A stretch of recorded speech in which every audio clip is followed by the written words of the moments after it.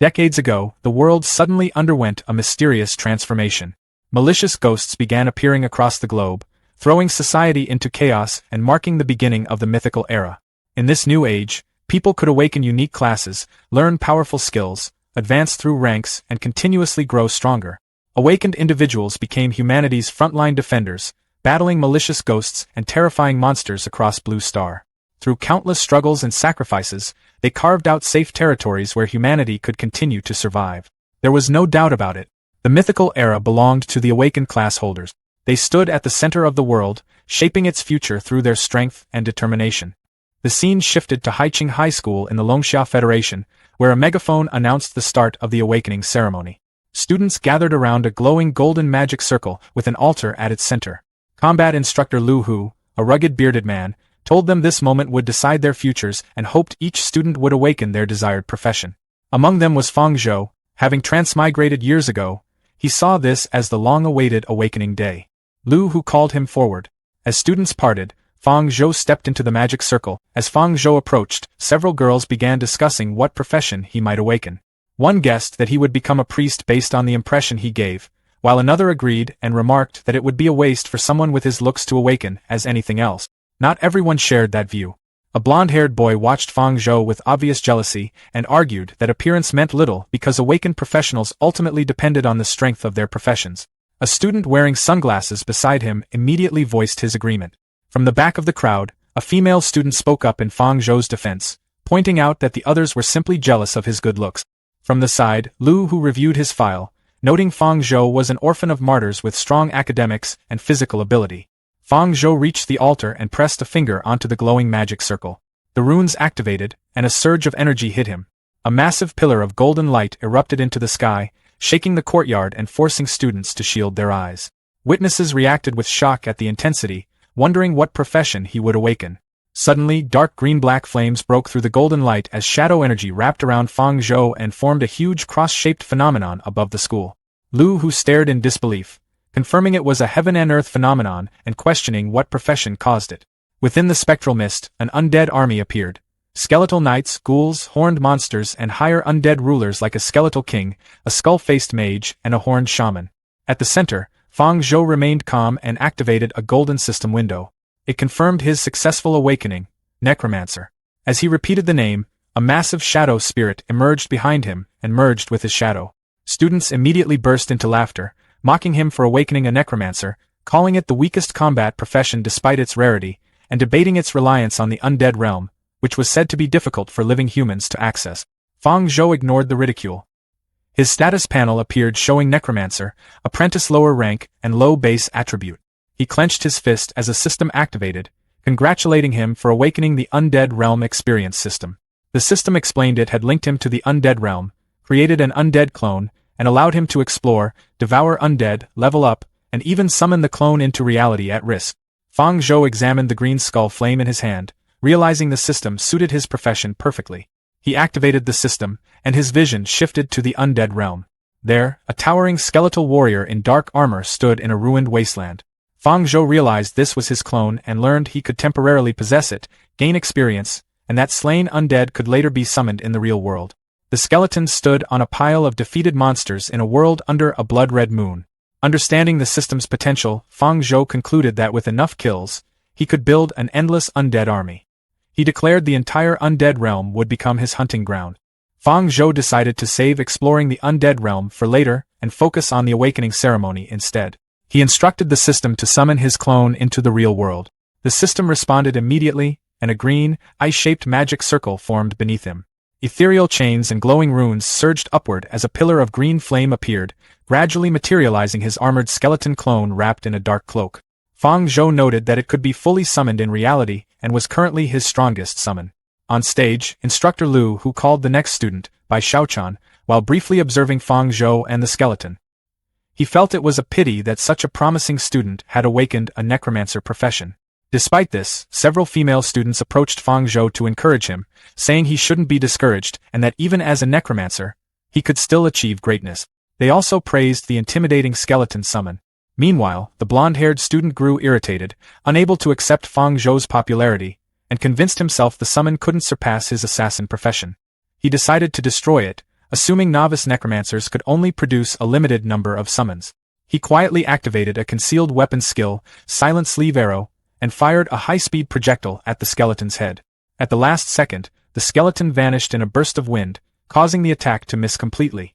Before the student could react, the skeleton reappeared behind him and struck him with a heavy blow, sending him crashing to the ground and knocking him out. Fang Zhou then walked up calmly. The injured student tried to retreat and reassess, assuming Fang Zhou himself must be weak despite the summoned strength. In desperation, he charged again with a purple dagger aimed at Fang Zhou's throat. Fang Zhou stopped the attack instantly by catching his wrist mid-strike. Green lightning energy surrounded his arm as he dismissed the boy's overconfidence, then slammed him into the ground with overwhelming force, destroying the grass and leaving him heavily injured and unconscious. Fang Zhou casually remarked that the situation was boring, then left the courtyard with his skeleton following behind. Instructor Lu who soon arrived and asked what had happened. A female student explained that Lu Renjia attempted a sneak attack and was instantly defeated, while another added he was taken down in a single hit. Students reacted with surprise, noting that necromancers were supposed to be weak, yet Fang Zhou had dominated the fight. Lu Renjia was later helped up by classmates but still glared in Fang Zhou's direction, swearing revenge. Seeking privacy, Fang Zhou went to a secluded courtyard behind the school, with his skeleton guarding him. He opened the system interface again, and it prompted him to begin the Undead Realm experience. Fang Zhou weighed the risks and benefits, deciding that exploring the Undead Realm was necessary for growth and could allow him to devour undead to become stronger, despite the dangers. He confirmed the activation. Dark energy engulfed him, and his consciousness faded. He awakened in the Undead Realm beneath a blood-red moon, in a wasteland of bones, volcanic rock, and skeletal trees. A skeletal hand burst from the ground as his armored clone rose into the world. Through the clone's perspective, Fang Zhou saw a status window confirming its stats, equipment, and the skill skeletal armament, which allowed it to forge weapons from bones. Realizing its usefulness, he considered creating a weapon first, but before he could act, 3 massive undead wolves with glowing red eyes emerged from the darkness and surrounded him, preparing to attack as a danger alert appeared. The giant undead two-headed wolf lunged forward, both massive jaws snapping shut at the same time. Caught off guard, the skeleton clone barely managed to roll backward as its claws scraped across the rocky ground. Regaining his footing, he realized that the undead realm was every bit as dangerous as he had expected. As he tried to reposition, a sharp crack echoed through the canyon. Looking down, he discovered that his foot had become trapped in the ribcage of an old buried skeleton. Before he could free himself, the snarling wolf lunged forward again, its 2 heads snapping only inches from his face. Realizing that his foot was still tangled, he struggled against the restraint. Searching desperately for a way to defend himself, he spotted a loose skull near his trapped leg. An idea immediately came to mind. With a swift kick, he launched the skull directly at the attacking wolf. The flying skull smashed into one of the beast's snouts with a loud crack, shattering on impact. However, the wolf barely reacted and quickly shook off the hit. Seeing the result, the clone realized that the attack had done virtually nothing. The undead two-headed wolf continued its relentless pursuit. The skeleton clone leaped and dodged across the jagged volcanic terrain, narrowly avoiding its attack. As he struggled to adapt to his skeletal body, he admitted that controlling it was more difficult than he had expected. He knew he could not continue fighting this way. Scanning the rocky gorge, his glowing blue eyes suddenly settled on a large pile of discarded bones resting against a nearby cliff. At that moment, the two-headed wolf leaped toward him beneath the blood-red moon. Instead of retreating, the clone stood his ground and activated skeletal armament. Blue and black energy surged around his hand. In response, dozens of bones rose from the nearby pile and floated through the air, rapidly assembling into a massive jagged bone scythe. With the newly forged weapon in hand, the skeleton clone swung it with tremendous force. The razor-sharp blade carved through the air and impaled the undead wolf directly through the chest.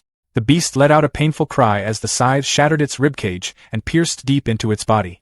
The advantage lasted only a moment. One of the wolf's heads suddenly attacked from the side. Before the clone could recover, it clamped its powerful jaws around his left arm and bit down with crushing force. Back in the real world, Fang Zhou suddenly felt a surge of pain. Standing in the secluded courtyard, in the undead realm, the skeleton clone struggled against the wolf's bite and quickly realized that injuries suffered there were being transferred to reality. Feeling the phantom pain himself, he understood that the system was even more dangerous than he had initially believed. Rather than panic, he became even more determined. Since the wolf attacking him was already undead, he focused on turning the situation to his advantage. Using his greater strength, the skeleton clone seized one of the wolf's heads by the neck with his free hand. With a powerful twist, he tore the head completely from its body. Holding the severed head high, he commanded death itself to serve him. With a sharp motion, Fang Zhou's bone scythe transformed into a long interlocking skeletal whip chain. He swung it in rapid, sweeping arcs, releasing a wide circular attack that cut cleanly through the charging wolves. The weapon tore through their bodies, bringing the entire pack down and ending the fight. The battlefield fell silent, leaving only the motionless remains of the undead wolves scattered across the desolate ground. The skeleton clone released his weapon, noting that skeletal armament was even more effective than expected, just as the system-based skill suggested. As he looked at the lead wolf's corpse, he noticed a flickering blue flame rising from it. Curious, he focused on it. Suddenly, a strong sensation of hunger surged through him, sharp and instinctive, forcing him to instinctively clutch his chest. The feeling intensified, overwhelming his thoughts. The system issued instinct-like prompts urging him to consume it. Without resistance, the skeleton clone moved forward and gathered the blue flame. He brought it to himself and absorbed the soul fire in a single motion. A system notification immediately appeared, confirming an attribute increase. His strength rose to 1.1, while his other attributes remained unchanged. Noticing the change, he understood that the increase was linked to skeletal armament and the act of consuming the soul energy. Another system window appeared, identifying his soul power value as 0.1. He questioned what soul power could be used for. The interface expanded and explained that soul power was converted from soul energy and could be used for skill deduction, increasing potential, and enhancing equipment. From this information, Fang Zhou understood the general path ahead. He envisioned the process of exploration, devouring, and evolution as the method to grow stronger. With his skeleton clone's perspective merging with his awareness, he realized that continuous hunting would allow him to grow without limit. He then looked out across the vast canyon, where countless skeletal soldiers wandered aimlessly through the dust. The scale of the hunting ground made the opportunity clear. However, his thoughts were interrupted by a faint sound of footsteps in the distance. The skeleton clone turned sharply toward the source of the sound and focused on a lone dark figure slowly approaching from the shadows. In the dark canyons of the undead realm, a mindless wandering skeleton wielding rusty twin blades slowly approached Fang Zhou's clone. A green system window immediately analyzed the target and identified it as cannon fodder summoned by necromancers, describing it as an apprentice-level undead creature with a frail body and no intelligence, noting that its weakness lay in its soul fire. Seeing the target, the skeleton clone raised his hand and activated skeletal armament.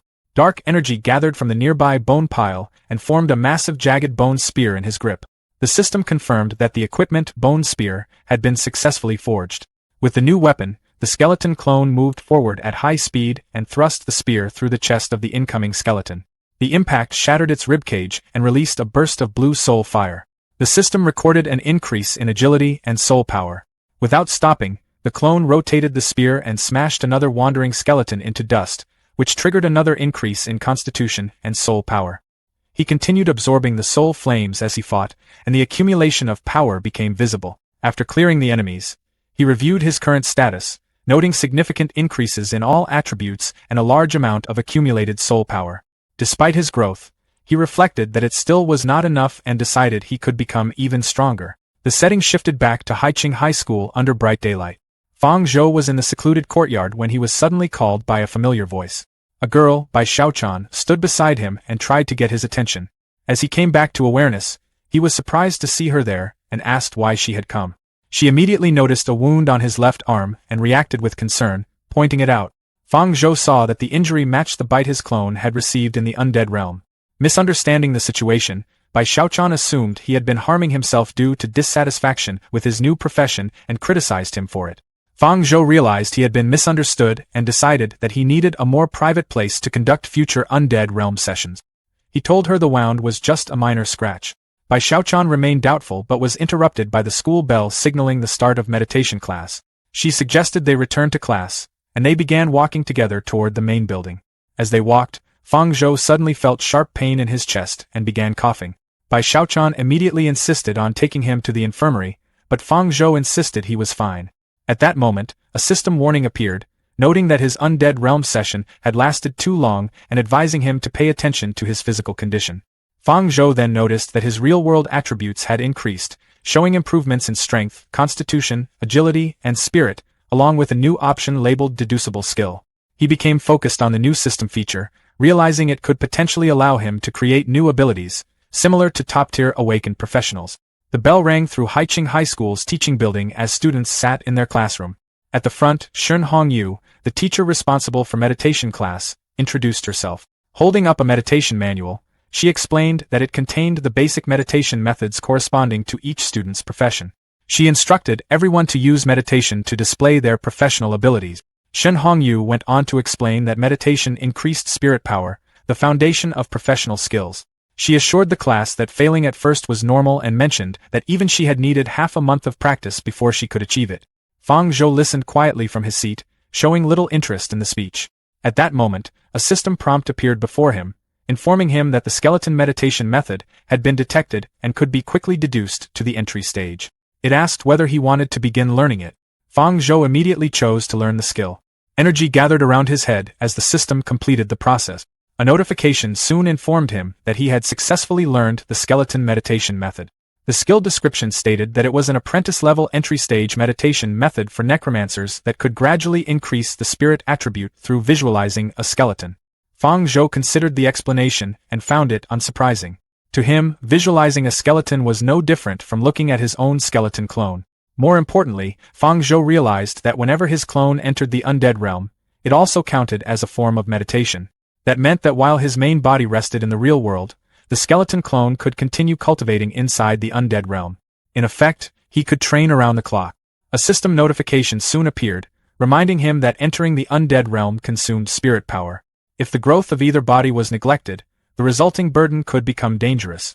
Understanding the risk, Fang Zhou wasted no time and sent the clone back into the undead realm. The skeleton clone immediately resumed hunting low-level undead creatures.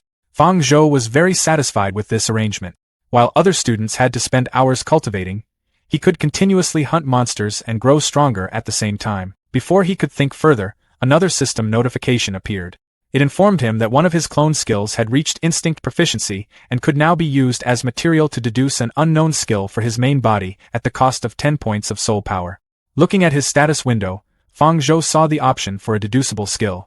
He then understood that the deduction function mentioned by the system earlier had to be carried out in the undead realm. Armored skeleton clone prepared to perform the deduction. The clone initiated the process, and a system interface appeared with a progress bar indicating that a new skill was being analyzed. Moments later, the deduction succeeded. The newly obtained skill was Bone Javelin.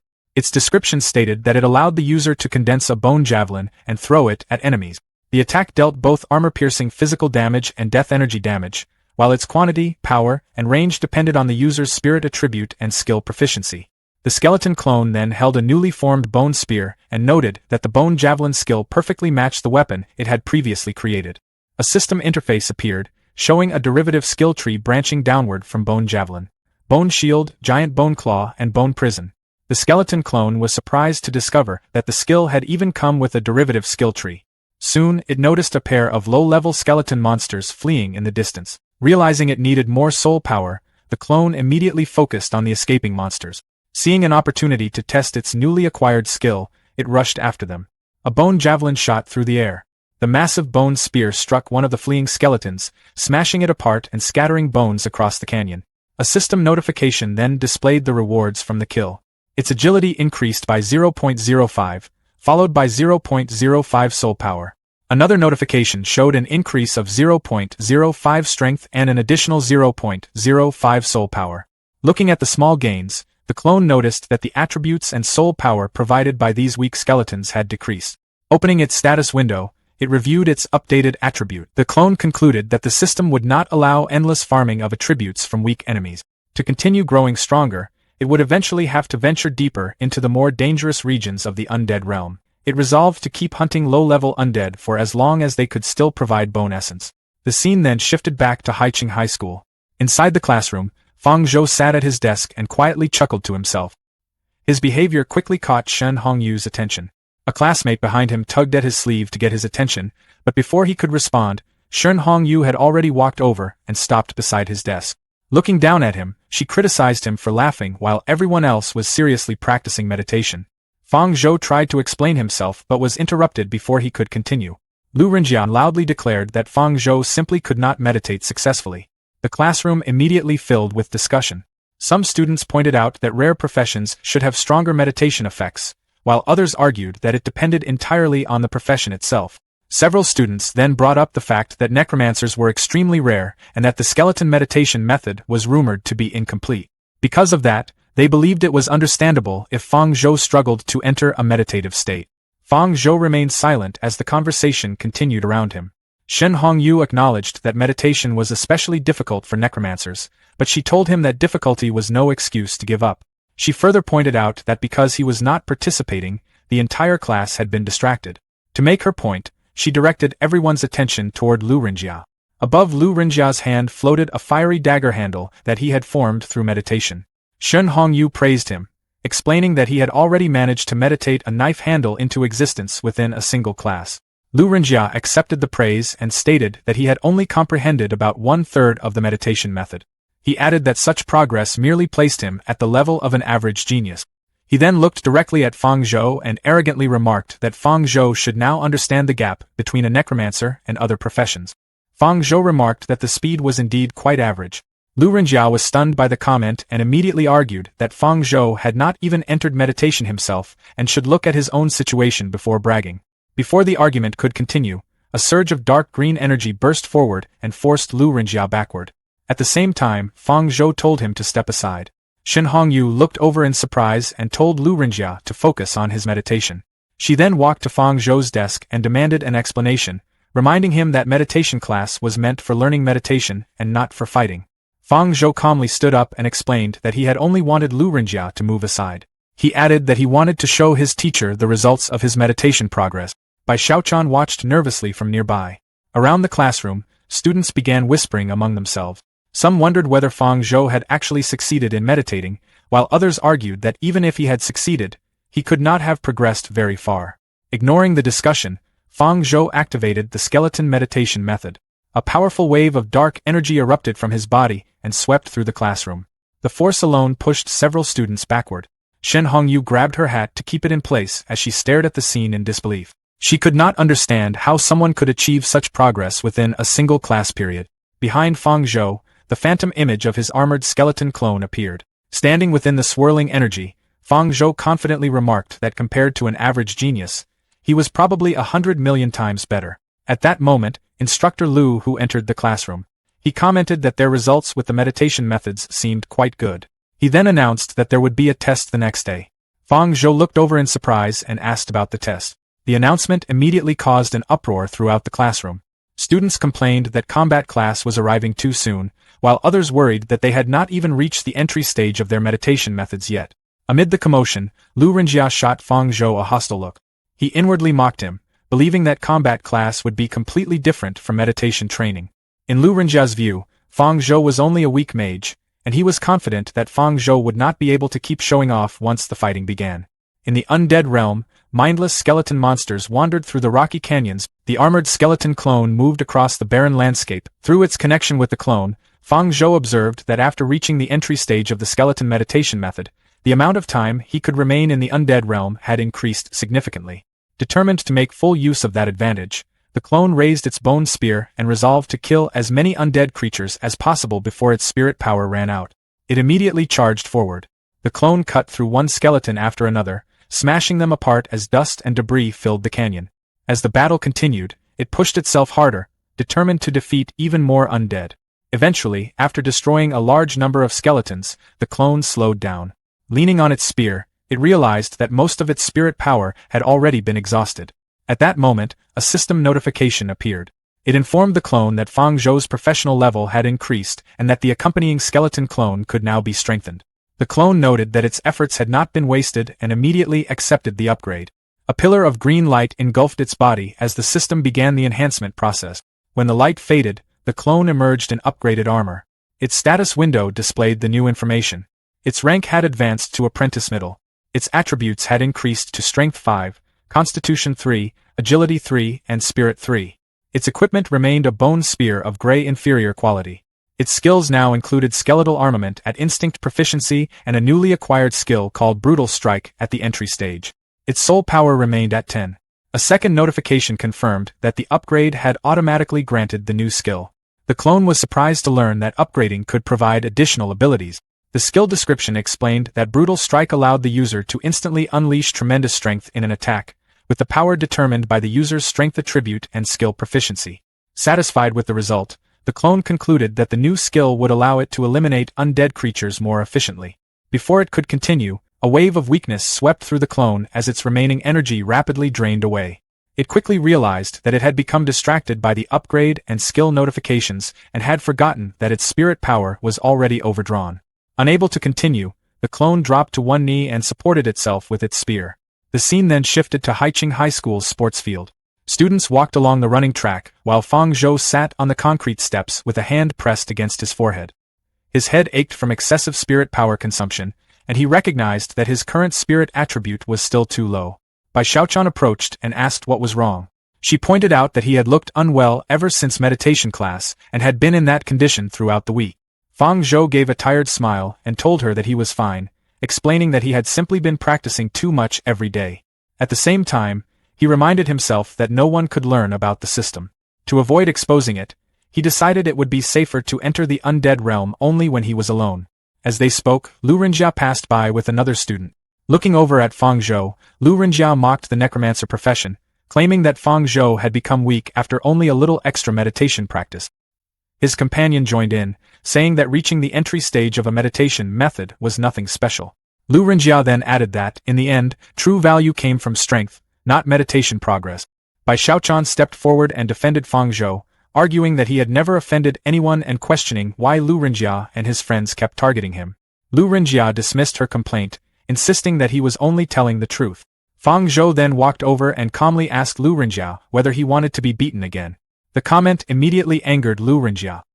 He argued that he was no longer the same person he had been a week earlier. As he clenched his fist, orange energy gathered around his hand. Lu Renjia proudly revealed that he had already learned a professional skill and claimed that defeating Fang Zhou would only take a single move. Before the argument could escalate, a stern voice ordered everyone to stop. The students turned and saw instructor Lu Hu approaching. Lu Hu reprimanded them, reminding them that the school taught combat skills to fight vicious ghosts, not to settle personal disputes with classmates. Lu Renjia quickly backed down and admitted his mistake. Lu Hu then turned to Fang Zhou. Referring to Fang Zhou's performance in meditation class, he advised him to work just as hard in combat training. Fang Zhou politely agreed. As Lu Hu walked away, Fang Zhou noticed that the instructor seemed to be paying special attention to him. A moment later, Lu Hu stepped onto the center of the sports field and ordered the students to assemble. The class quickly gathered. He then instructed a student to bring out the equipment for today's lesson. Soon, two students pushed a large covered cart onto the running track. Fang Zhou watched with curiosity as Lu Hu pulled away the covering. Beneath it stood a humanoid test golem. Lu Hu explained that it was an apprentice-level test golem used to measure attack and defense capabilities. Using the weakest Abyss Demon unit, the Imp, as a reference, he explained that a defense value of 100 was required to block its claws head-on. One student examined the worn-looking machine and questioned whether it might break under their attack. In response, Lu Hu struck the golem's head with a loud metallic clang and declared that no new student had ever managed to destroy one. He even promised that if anyone could dismantle a test golem through their own strength that day, he would personally apply for a reward of 20 alliance contribution points for them. The announcement immediately energized the class. Hearing the reward, Fang Zhou recalled that contribution points functioned as a common currency in this world and were required to purchase various items and skills. The students eagerly volunteered to go first. Lu Hu organized them into a line and announced that the testing would begin with the common professions. A dark-haired student stepped forward and cast Fireball. The spell exploded against the test golem, but Lu Hu announced an attack score of only 48 and told him that he still needed more training. The disappointed student complained that the attack had felt much stronger than the result suggested. Next, a red-haired student used Crippling Strike and received a score of 41. After him, a blue-haired archer fired a petrifying arrow and earned a score of 50. One after another, the students completed their tests. When the common professions had finished, Lu Hu announced that the remaining special professions could now come forward in order. The common profession students gathered together and complained about their result. None of them had managed to score above 60, making the promised 20 contribution points seem completely out of reach. Some of them then began wondering what kind of scores the hidden and special professions would achieve. Standing in line, Fang Zhou glanced at the system interface before looking down at his hands. Since most of his combat strength currently came from his skeleton clone, he began wondering whether the test golem's attack values could be calculated cumulatively. Seeing Fang Zhou standing quietly in line, Lu Renjia mocked him, claiming that his silence and hesitation clearly showed that his attack power would rank near the bottom of the class. Fang Zhou paid little attention to the taunt and merely responded with a casual acknowledgement. Confident in his own abilities, Lu Renjia stepped forward and declared that he would demonstrate the gap between them now that he had mastered a professional skill. He immediately launched into action. Activating Phantom Dagger, Lu Renjia leaped forward and struck the test golem with a powerful slash. The machine's display quickly registered a score of 80. After checking the result, Lu Hu announced that Lu Renjia's attack capability was 80. Pleased with the outcome, Lu Renjia proudly pointed to it as proof of the strength of his hidden profession, Phantom Assassin. However, one of the students reminded him that he was not the only person in the class with a hidden profession. Lu Hu then checked his clipboard and called Yi Fan forward. Yi Fan acknowledged the instruction and stepped onto the field. As he approached, nearby students whispered among themselves.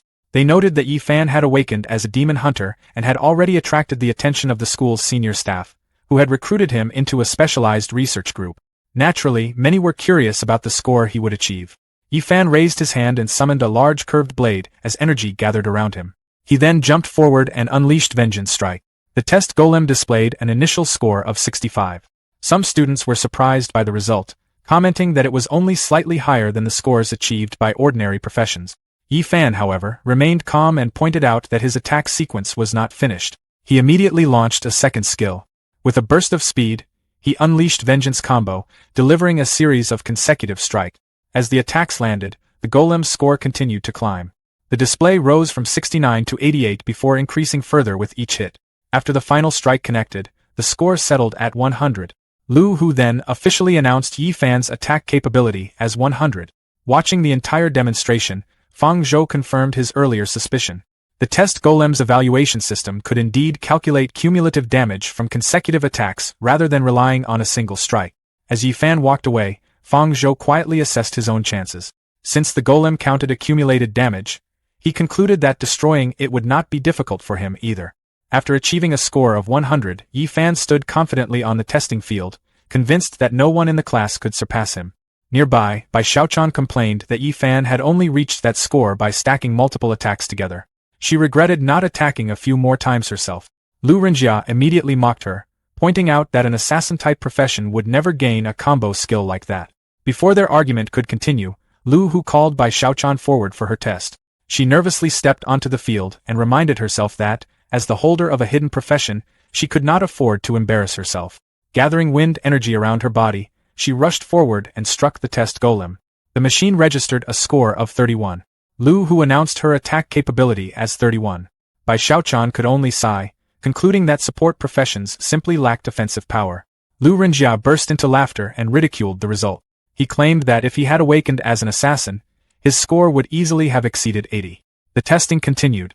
Next, Gu Zhiqiu stepped forward and used Chain Wind Energy Missile, earning an attack score of 72. After him, Zhao Yuan activated Shield Armor Charge and achieved a score of 69. Chun Yong then used Giant Hammer Smash and registered a score of 84. As the results accumulated, students discussed the impressive performances. Even so, no one had managed to surpass Yi Fan's score of 100 or destroy the golem. Someone then pointed out that one hidden profession had not yet taken the test. That person was Fang Zhou, the Necromancer. The moment his name came up, Lu Renjiao laughed and dismissed the idea that Fang Zhou could accomplish anything. He doubted Fang Zhou would even reach 10 attack points and questioned whether his skeletons could stand properly at all.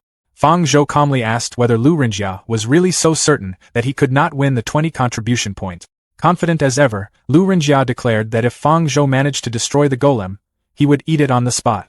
Fang Zhou simply smiled and reminded him to remember those words. He then walked to the center of the field and asked everyone to step back. Lu Renjia assumed Fang Zhou was worried about being laughed at for a low score, but Fang Zhou explained that the skill he was about to use required a lot of space. Dark clouds gathered overhead as green magical chains spread around him. Moments later, 10 skeletons rose from the ground. The sight stunned everyone present. Students immediately questioned how an apprentice-level necromancer could summon 10 skeletons when newly awakened necromancers were usually limited to only 2. Some even wondered whether Fang Zhou had already advanced to the Black Iron rank. Even Instructor Lu Hu found it hard to believe. He recalled that Su Xinyan, widely regarded as the most talented necromancer in history, had only been able to summon 5 skeletons when she first awakened.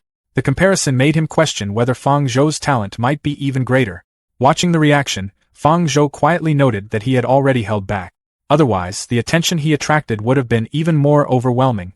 He then gave a single command for the skeletons to attack. The undead army immediately charged forward. Their speed shocked Lu Renjia, and they quickly surrounded the test golem with a barrage of attack. The score on the display rapidly climbed from 30 to 45 and then to 60 before finally stopping at 65. Seeing the result, Lu Renjia relaxed and laughed. He argued that the attack value was nothing special. Other students agreed that while 65 was respectable for a normal warrior, it seemed underwhelming for a summoner controlling so many skeletons. Lu Renjia mocked the result further, pointing out that each skeleton had contributed less than 10 points on average. Fang Zhou calmly told him not to rush to conclusions because the test had only just begun. When Lu Renjia questioned him again, Fang Zhou snapped his fingers. Green energy burst outward. Since 10 skeletons were not enough, he decided to summon 20. A second wave of skeletons emerged from the ground, creating an army of 20 undead warriors. The entire field erupted in shock. Bai Xiaochan watched excitedly and cheered for Fang Zhou, saying she had known he could do it. The skeleton horde resumed its assault. The score quickly climbed to 81, then 97, and soon surpassed 108. Under the relentless attacks, one of the golem's arms was completely destroyed. A massive explosion followed. When the smoke finally began to clear, the golem's head flew into the air while its damaged display crashed to the ground. The screen showed a final score of 999. The students were stunned before breaking into loud disbelief. Fang Zhou had pushed the golem beyond its limits and completely destroyed it. Meanwhile, Lu Renjia stared at the wreckage in horror. Fang Zhou calmly walked over to the shattered machine and placed a hand on its severed head. He reminded Lu Renjia of his promise and informed him that he could start eating the golem now. Lu Renjia could barely respond. Fang Zhou then said that he did not actually have to eat it if he did not want to. However, he warned Lu Renjia to stay out of his sight from now on. Terrified, Lu Renjia immediately ran away while swearing that he would settle the score another time. Afterward, Bai Xiaochan rushed over and excitedly asked Fang Zhou how he had become so strong. She even begged him to teach her. Fang Zhou awkwardly replied that he had only been doing normal meditation training. Instructor Lu who soon approached as well. He praised Fang Zhou's performance and promised to fight for a place for him on the school's specially cultivated seed list. The scene then shifted to the principal's office. The white-haired principal sat behind his desk reviewing a report on the latest awakening result. Out of 10,000 new students, 9,103 had successfully awakened, resulting in an awakening rate of roughly 91%. He reviewed a list of 85 rare professionals selected for the seed program, including Zhao Yuan, Bai Xiaochan, Gu Zhiqiu, and Yi Fan. The principal considered adding all 85 directly to the school's list of 100 seed candidates. However, when he reached Fang Zhou's profile, he paused. After looking over the information on the Necromancer, the principal coldly concluded that the profession had no future and decided that Fang Zhou should be excluded from the seed list. In the principal's office, the principal was seated at his desk when he instructed someone to come in. Instructor Lu entered quickly with several papers in hand. The principal asked why he was not in combat class and how he had time to report something. Instructor Lu responded that he had an urgent matter to report. The principal looked over the document and asked why he was in such a hurry. He then immediately located the relevant file. Instructor Lu presented Fang Zhou's file and identified Fang Zhou as a necromancer. He strongly recommended that Fang Zhou be added to the school's seed list. The principal acknowledged that the necromancer profession had strong potential but stated that in practice, it was extremely difficult to fully develop. Instructor Lu countered by pointing out that Major Su Xinyan was also a necromancer and had combat power comparable to other mages. The principal responded that Su Xinyan only appeared successful because she had been fully nurtured by him, her former mentor, and questioned what qualifications Fang Zhou could possibly have. He then reminded Instructor Lu that Fang Zhou's parents had once been comrades in arms and were recognized as Federation heroes, but stressed that the seed list was extremely important and came with both resources and responsibility. Instructor Lu insisted on his recommendation and submitted reports from Fang Zhou's meditation and combat classes. The principal reacted with surprise after reading them, noting that Fang Zhou had learned the skeleton meditation method in his very first meditation class and could summon over 20 skeletons in actual combat. Instructor Lu argued that Fang Zhou's talent could allow him to make history for necromancers. The principal stopped the discussion and decided to evaluate Fang Zhou's results after the simulated battlefield was opened. As he examined the file more closely, the principal expressed interest in seeing what Fang Zhou was capable of. Outside, Fang Zhou walked together with Bai Xiaochan. Bai Xiaochan asked how he had managed to achieve such results, noting that summoning so many skeletons in the first combat class was unusual. Fang Zhou replied that it was simply a matter of summoning a few more and that it was not a big deal. Bai Xiaochan accused him of being overly humble to the point of arrogance, but Fang Zhou repeated that he did not think it was impressive. Internally, he reflected that he could not reveal that his current strength was only a fraction of what he could actually do. He smirked quietly as Yi Fan called out to him and asked him to wait. Yi Fan confidently declared that he had never been weaker than anyone and that among everyone in Class 1, only Fang Zhou was worthy of being his opponent. Bai Xiaochan and Fang Zhou both fell silent at the statement. Fang Zhou declined the challenge and started walking away, saying he had no interest in dealing with him. Bai Xiaochan found his behavior rather strange. Yi Fan stopped him and clarified that it was not a simple challenge, but a request for him to become a sparring partner. Yi Fan recalled that after awakening the rare demon hunter profession, he had joined a demon hunter research group where a sparring partner of equal strength was required for further study. Fang Zhou questioned why he should participate in Yi Fan's research. Yi Fan offered 10 contribution points, explaining that it covered 2 weeks of sparring services along with room and board. Fang Zhou immediately agreed and shook hands to confirm the deal. Yi Fan was satisfied, remarking that Fang Zhou truly lived up to being the rival he had chosen, then expressed surprise that he had agreed so quickly. Fang Zhou then told him to follow without delay. As they walked, Bai Xiaochan asked Fang Zhou if he had really accepted such a strange person so easily. Fang Zhou replied that 10 contribution points was quite a significant amount. Fang Zhou privately reflected that those at a certain place likely needed resources like these. As Bai Xiaochan and Fang Zhou walked together, Bai Xiaochan wondered aloud if Yi Fan was a second-generation rich kid, since he seemed unusually generous. Fang Zhou dismissed the idea and explained that Yi Fan was not wealthy at all and that the contribution points had been advanced by the Research Association. Bai Xiaochan was surprised and asked if the Research Association was really that generous. Fang Zhou clarified that it was only in advance and that Yi Fan would eventually have to repay it. He further commented that, given Yi Fan's extravagant spending habits, he would likely end up in debt for about 20 years after graduation. Bai Xiaochan reacted with surprise at this explanation. At that moment, Yi Fan called for them to hurry and led them into a building. Inside, Yi Fan introduced the laboratory and asked for their opinion. Fang Zhou noted that it was a highly well-equipped facility and remarked that the treatment for rare professionals was indeed extraordinary.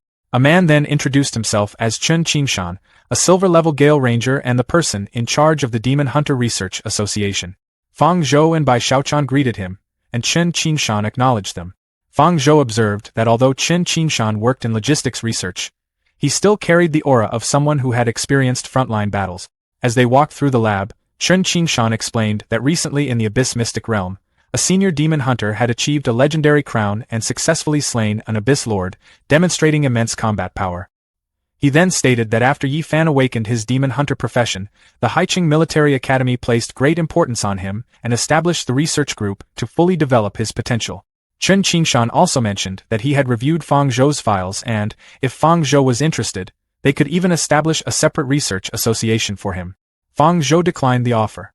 Internally, he thought he did not want to end up spending 20 years repaying debt after graduation.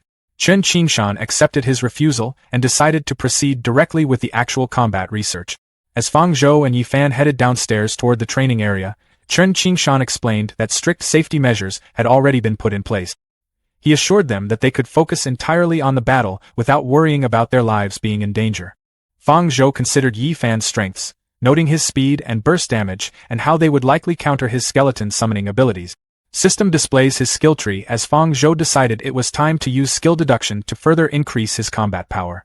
He began upgrading his abilities. Summon Skeleton advanced, Bone Javelin reached level 2, and Bone Shield reached level 1. While Yi Fan removed his jacket in preparation for the match, Fang Zhou suddenly remembered that he had recently mastered the Bladed Bow's weapon mastery skill.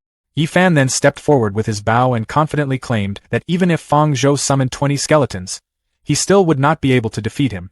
Fang Zhou merely smiled as he selected and equipped the apprentice robe, suggesting that things might turn out differently. As green energy surrounded him, he reflected that after investing points into his skills and preparing his equipment, the battle would no longer be so predictable. The system displayed his updated skill information, showing that Summon Skeleton had been grasped, Bone Javelin had reached the mastered level, and Bone Shield had become proficient. System notifications appeared before him. The Apprentice Staff, a gray inferior grade weapon produced through mass production, slightly increased the effectiveness of spells. The Apprentice Robe, also a gray inferior grade item, slightly reduced the damage he would receive. Yi Fan gripped a massive, bladed bow. Gazing across the arena, Yi Fan remarked that such unwavering confidence was exactly what he expected from his rival. Yet his expression hardened as crackling green energy surged around his body. In the blink of an eye, a green aura burst from Yi Fan's body as he closed the distance, appeared directly in front of Fang Zhou, and launched a fierce attack. High above the arena, 3 researchers observed the standoff through a thick glass window. One of them questioned who would claim victory, drawing an immediate answer from another. It would definitely be Yi Fan. Having interacted with him extensively over the past week, the researcher claimed Yi Fan's combat instinct was the most terrifying he had ever witnessed. Nearby, Teacher Lu and Old Chen murmured between themselves. Teacher Lu noted that the researchers were far too hasty in drawing their conclusions. When Old Chen questioned why he was even there, Teacher Lu replied that as a teacher, he naturally had to observe a match between 2 of his most outstanding students. Old Chen raised an eyebrow, asking if Lu genuinely believed Fang Zhou could defeat Yi Fan. Teacher Lu confirmed it without hesitation. Glancing down at a document detailing Fang Zhou's capabilities, he acknowledged that while the boy could indeed summon a multitude of skeletons, it didn't change the underlying fact that he remained a physically fragile mage. However, he added with a knowing look, Yi Fan had just comprehended an extremely powerful displacement skill the day prior, which might bring them quite the surprise. Old Chen let out a surprised murmur of intrigue. Without warning, Yi Fan lunged forward, swinging his massive bladed bow in a vicious arc toward Fang Zhou. Fang Zhou swiftly dodged backward, narrowly avoiding the heavy blade. He realized instantly that Yi Fan's close-quarters combat strength was overwhelming. He needed to maintain as much distance as possible.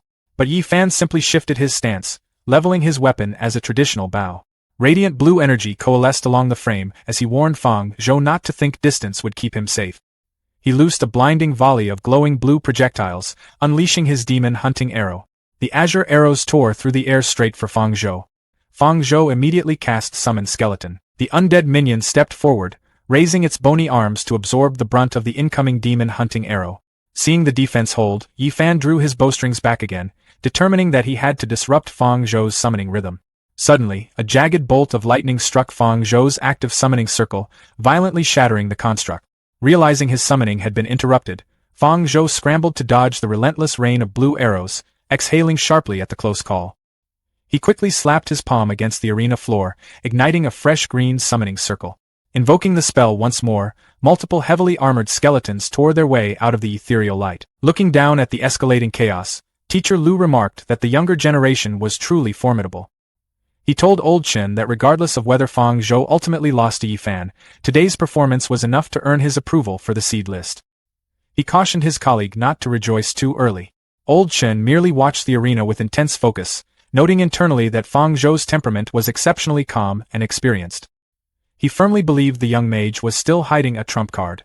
Below, Fang Zhou watched with an icy calm as Yi Fan furiously battled the advancing skeletons. Assessing the situation, he realized he could no longer hold back. Raising his skull staff high overhead, swirling torrents of deathly green energy spiraled around him as he unleashed his summoned skeleton at full power. Up in the observation room, the researchers stared in utter shock. One gaped at the sudden appearance of 30 skeletons, demanding to know how a kid who had only awakened a few days prior could have upgraded his skill to such an absurd degree. Back on the battlefield, Yi Fan stood completely surrounded by the skeletal horde. Instead of panicking, he simply smirked, praising the display and declaring that only with this level of ability was Fang Zhou truly worthy of being his rival. Quietly, Fang Zhou pulled the hood of his camouflage cloak over his head. He knew that for Yi Fan to remain so composed while encircled by undead, the archer definitely had a hidden backup plan. Yi Fan's weapon erupted with a fierce, blinding green aura as he cleaved through a skeleton, executing a devastating fierce strike. The undead warrior shattered into pieces, crumbling to the ground in a cloud of bone dust. Glancing back at the encroaching horde, Yi Fan's eyes began to glow with a toxic luminescence. He calculated that he finally had enough distance. The emerald light in his eyes flared violently as he activated Shadow Charge. Across the arena, Fang Zhou stood in absolute silence, deeply concealed beneath his camouflage cloak while gripping his skull staff. Without warning, Yi Fan shot forward with terrifying speed, leaving nothing but a lingering trail of green energy in his wake. Teacher Lu declared the match over, certain that a fragile mage caught in close quarters could never withstand Yi Fan's ferocious assault. Old Chen remained completely silent. Closing the distance in a flash, Yi Fan brought his glowing weapon down upon the cloaked figure, unleashing a crushing vengeance fierce strike. Hidden beneath his hood, whispering that Yi Fan had taken the bait. In a split second, Fang Zhou triggered his bone shield, projecting a massive, glowing green skull emblem into the air. The ethereal barrier intercepted the heavy blade with a deafening crash, completely absorbing the impact and throwing Yifan backward. Stumbling to regain his footing, behind the glass, Teacher Lu gripped the console in sheer disbelief, exclaiming that it was impossible for Fang Zhou to have comprehended an entirely new skill on his own. Down below, the two combatants stood far apart on the scarred arena floor. Fang Zhou offered a polite apology, admitting that since Yifan was much stronger than he had anticipated, he was forced to employ some unconventional tactics. Yifan frowned in confusion just as Fang Zhou's skull staff slipped from his grasp, clattering loudly against the stone. Teacher Lu watched, utterly bewildered by the bizarre display. Beside him, old Chen finally broke into a smirk, musing that the kid's combat tactics were remarkably dirty. Fang Zhou had used an optical camouflage cloth to hide among the skeletons. Surrounded by countless identical skeletons, Yifan couldn't identify Fang Zhou's real body no matter how hard he looked. Yifan cursed that he couldn't find Fang Zhou's real body. He called for Fang Zhou to come out before continuing to destroy skeleton after skeleton, but as the battle dragged on, he realized that if it continued, he would eventually be worn down to death. Left with no other choice, Yifan activated another skill. A terrifying burst of power erupted from his body, causing every nearby skeleton to collapse without him even touching them. Witnessing the scene, Instructor Lu's eyes widened in disbelief, wondering how Yifan had managed to master that skill at his current level. Professor Chen nodded, explaining that although the skill had a very long cooldown, it possessed overwhelming burst damage and excellent disengagement capabilities. At the same time, Fang Zhou quietly moved away through the collapsing skeletons. The moment Yifan noticed the movement, his eyes lit up. Without giving Fang Zhou another chance to escape, Yifan activated his skill again, charged forward at full speed, and launched another attack at Fang Zhou. Yifan screams in exertion. A green fireball descends from above. A skeleton wearing a camouflage cloak looks up as Yifan unleashes his Skyfall strike. A massive green explosion hits the ground with intense force. Yifan stands near the fallen skeleton. Holding his bow, he declares that while his opponent's strength is great, he also has his pride and cannot lose. Looking up, he urges them to hurry and call the medical staff over, stating he doesn't want to cause any casualties. Up in the observation deck, Old Chen, Teacher Lu, and Bai Xiaochan observe the arena. Yifan notices their expressions and thinks that their expressions are wrong, and this isn't the look you give to a victor. Yifan looks forward. The skeleton in the camouflage cloak lies motionless on the ground. Yifan looks down in shock. Seeing the skeleton's skull exposed, he realizes in alarm that this isn't Fang Zhou. Yifan realizes that it is a reverse disguise plus a double disguise. He thinks that it is not that Fang Zhou disguised himself as a skeleton, but rather he made the skeleton disguise itself as him disguising himself as a skeleton. Suddenly, a skeleton grabs Yifan from behind. He cries out. Fang Zhou stands calmly behind Yifan, addressing him and thanking him for letting him win. Yifan releases his weapon. Fang Zhou and Yifan stand together in the arena. Yifan admits defeat. Yifan slumps forward, thinking in frustration that the consumption from his last skill was too great and he has no strength left. A skeleton catches the collapsing Yifan. Looking up at his rival, Yifan hesitantly thanks him. Fang Zhou gives a thumbs up, telling him not to mind it and to just consider it his sympathy for the loser. Skeletons carry Yifan away on a stretcher. Yifan yells that failure is merely the fuel for him to become stronger. Fang Zhou approaches Teacher Lu and Old Chen. Old Chen states that although he is reluctant to admit it, student Fang Zhou's combat power far exceeds his expectations. Fang Zhou respectfully acknowledges Professor Chen. As they continue talking, Old Chen adds that with such proficient methods, he will definitely become a tactical master in the future. Fang Zhou thinks to himself, wondering why he feels like he isn't being praised. Teacher Lu speaks to Fang Zhou, asking if the shield spell he released just now is a new skill he comprehended himself. Fang Zhou confirms it to Teacher Lu. Displaying a glowing bone shield and bone javelins, Fang Zhou explains that he gained some insights while practicing Summon Skeleton and comprehended two new skills. He states that he named them Bone Javelin and Bone Shield. Old Chen and Teacher Lu look forward in silence. Teacher Lu claps Fang Zhou on the shoulder, praising him as a good boy who really knows how to give them surprises. Fang Zhou asks his teacher to please be gentle. Turning to Old Chen, Teacher Lu notes that since Brother Qingshan happens to have professional equipment here, they should test Fang Zhou's new skills. Old Chen agrees with no problem, stating he will go arrange it. Fang Zhou leans forward tiredly while Teacher Lu holds him up. Fang Zhou explains to his teacher that his spirit power has bottomed out, so he is afraid he cannot test these two new skills. Teacher Lu tells him he doesn't need to worry about such a small matter at all. Looking at a box filled with spirit power recovery potions, Fang Zhou asks if they are pouring draft beer there, thinking about chugging it from the bottle. Fang Zhou drinks a blue potion directly from a bottle, thinking that this is the first time he is seeing someone drink recovery potions like water, and finding it very refreshing. Teacher Lu, Old Chen, and Fang Zhou stand near a test golem. Teacher Lu tells him to get ready and they will begin the test. Old Chen confirms the golem is ready and Fang Zhou agrees. The test golem stands ready as Teacher Lu instructs him to use his skill to attack it, just like in combat class. Fang Zhou agrees. Holding his glowing skull staff, Fang Zhou casts Bone Flying Spear. He throws a bone spear at the golem, and Teacher Lu reads out an attack ability of 85. Old Chen smiles as he looks at a tablet while a female researcher exclaims what a high attack ability it is. Old Chen notes that for a newly awakened student, it is exceptionally outstanding, adding that the key is that this is his self-created skill. Fang Zhou looks forward as Teacher Lu instructs him to get ready, as next they will test his skill's defense ability. Fang Zhou agrees. The test golem charges forward. Fang Zhou blocks the golem's punch with a bone shield, casting Bone Shield. Teacher Lu reads out a defense ability of 80. Teacher Lu and Old Chen converse, with Teacher Lu noting that his attack is comparable to a Storm Mage, while his defense is comparable to an Earth Knight. Teacher Lu pats Fang Zhou heavily on the shoulder, declaring that he was simply born to be a necromancer. Fang Zhou asks his teacher if he can stop patting him, thinking that others might think he is there patting his stats. Old Chen walks alongside Fang Zhou, telling him that the skills he comprehended are very excellent, and suggesting he enter them into the skill repository. Old Chen explains that the so-called skill repository is a skill collection center established by the Federation, where everyone can use contribution points to exchange for skills inside. Fang Zhou smiles at Old Chen as Old Chen adds that their research institute has a branch of the Federation skill repository which he can use anytime. Fang Zhou replies that he will have to trouble him then. Fang Zhou and Teacher Lu stand before large doors. Teacher Lu explains that after uploading the skills, Fang Zhou can exactly use the contribution points he has on hand to exchange for the skills he need.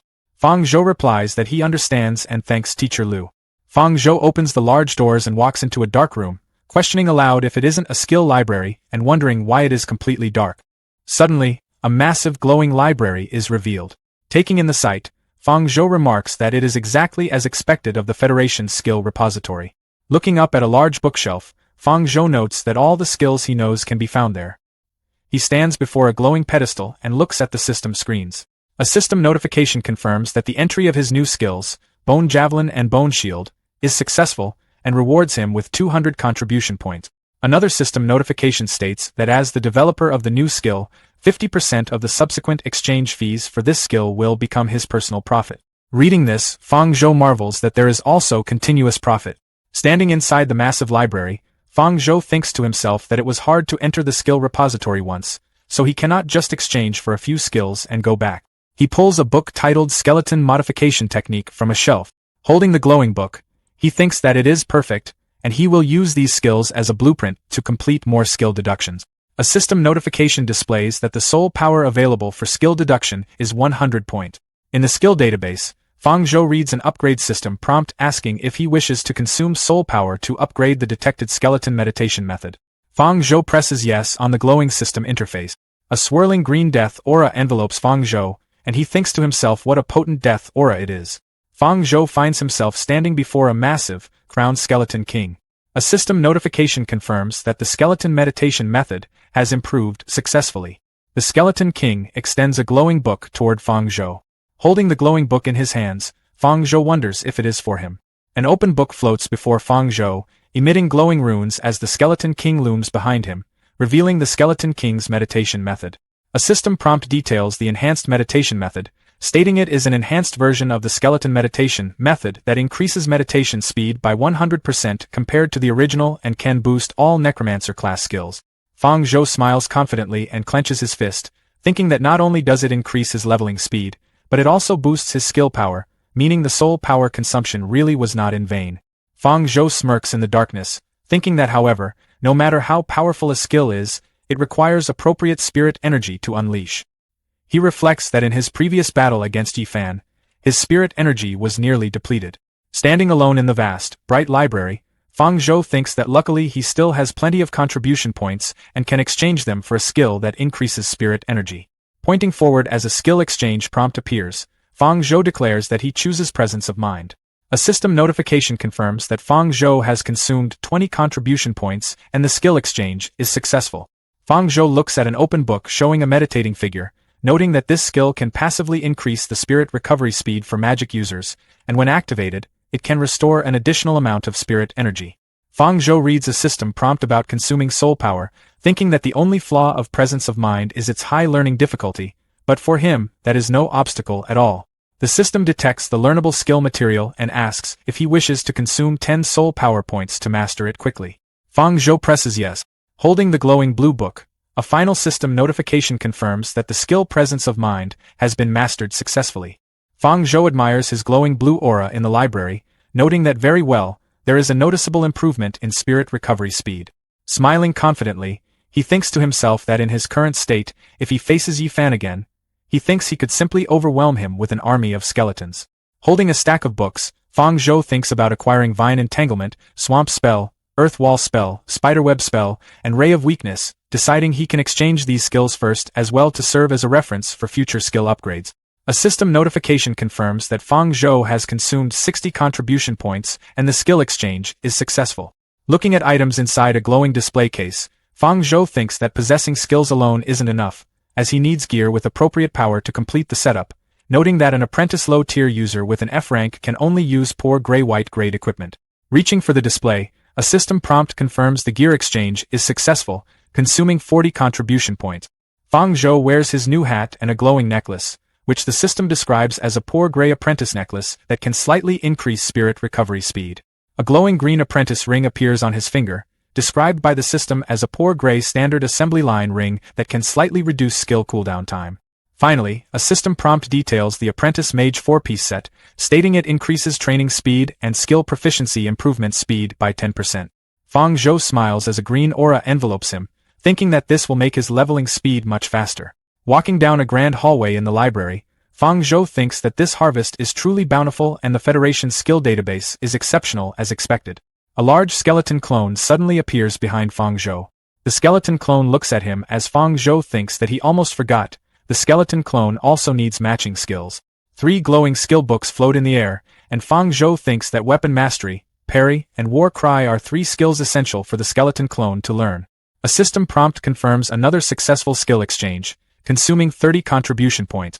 Fang Zhou closes the glowing book named Weapon Mastery, thinking that even though the skill database is impressive, it is quite taxing on contribution points, and he is not sure if he will find another good job like this as a training partner in the future. Back in the arena, Old Chen, Teacher Lu, and Fang Zhou talk. Old Chen asks how it went and if he learned any new skills. Fang Zhou confirms that yes, the gains were enormous this time. Looking to the side calmly, Fang Zhou hears Yifan call out that he doesn't accept this result. Yifan holds a blue potion and challenges Fang Zhou, telling him to chug the potion, stating he was unaware of his tactics last time, but this time he will defeat him in no time. Fang Zhou asks if he is sure he wants to challenge him now, as he has just upgraded his skills. Looking determined and angry, Yifan declares that he will not settle for being second best for the rest of his life, and this time he will do his utmost to defeat him. Teacher Lu states that this counts as extra training and will require paying more contribution points. Fang Zhou replies that as long as Yifan agrees it is fine, as in the end he will have to pay it off himself later. Tossing the blue potion back to Yifan, Fang Zhou says they should begin then, adding that he will give the potion back as Yifan might need it in a bit. Yifan stammers in anger, yelling furiously as green energy flares. Fang Zhou stands calmly amidst a green energy trail as Yifan yells out Heavenfall Strike. Observing the fight, Bai Xiaochan remarks that Yifan used his ultimate move right from the start, praising his combat instinct as truly brilliant and noting a blitz attack is his only path to victory. As Old Chen wonders how Fang Zhou will handle this after obtaining new skills, a large green summoning circle appears beneath Fang Zhou. Bai Xiaochan watches in surprise, asking if he will just use summon skeleton like before. Within seconds, the battlefield is completely overwhelmed as thousands of skeletons erupt from the magic circle, flooding the area in all directions. A deafening explosion rocks the ground. As the smoke clears, a stunned Teacher Lu observes that the attack's power has drastically increased. Standing nearby, an equally astonished Professor Chen realizes that Yifan actually managed to evolve and upgrade his skill during their previous clash. Conversely, Fang Zhou maintains a serene smile. He praises Yifan's strengthened attack but confidently reveals that his own abilities have also leveled up. Hearing this, Yifan suddenly realizes he is entirely trapped by a massive undead army. Glaring at the encroaching skeletons, he screams in utter frustration that he was so close to succeeding. All traces of his former confidence vanish, replaced by sheer terror as the fatal reality sets in. He desperately begs the horde to spare his face, but the undead instantly swarm him from every conceivable angle, cutting off any route of escape.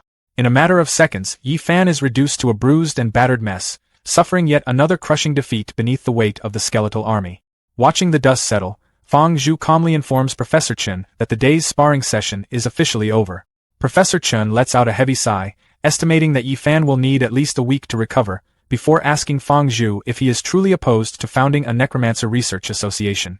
Fang Zhu flatly refuses. Inwardly, he knows that allowing anyone to research his powers would risk exposing his hidden system, which would bring him endless trouble. The location then shifts to the quiet halls of the skill repository, where a mysterious woman approaches a glowing magical crystal. As she finishes scanning the data stored inside, her eyes widen in absolute shock. Staring at the crystal in sheer disbelief, she gasps aloud, completely stunned that a necromancer has managed to register a brand new skill. And a system notification confirms that she consumed 20 contribution points and successfully exchanged for the skill. She reads the glowing green skill book, noting Bone Javelin and Bone Shield. She thinks to herself that to think skeleton-type spells could be used like this means the developer of this skill is absolutely a genius. Su Xinyan walks confidently away from the bookshelves holding the book, declaring that she must tell her dad about this. Teacher Lu sits across from Principal Su Tianhua at his desk. Principal Su Tianhua asks Teacher Lu why he is there again. Teacher Lu replies that he must apply once again to add Fang Zhou to the seed list, and Old Chen adds that he can also vouch for him.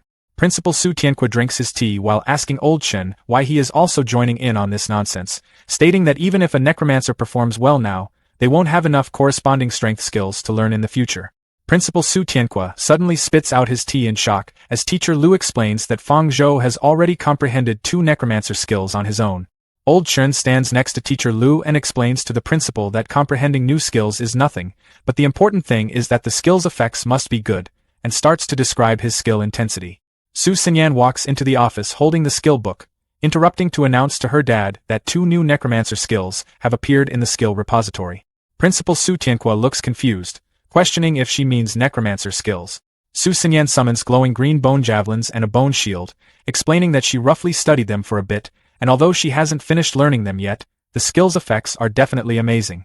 Principal Su Tianhua and Su Xinyan converse, with Su Xinyan asking her dad if he knows who the developer of these skills is, to which he stammers in reply. Su Xinyan looks excited with sparkling eyes, declaring that she wants to take him as her master. In the classroom, Fang Zhou meditates with his eyes closed. Yi Fan calls out to his rival, telling him to hurry and fight him. Yi Fan points at Fang Zhou while Bai Xiaochan stands behind him. Fang Zhou asks if he wants to fight again.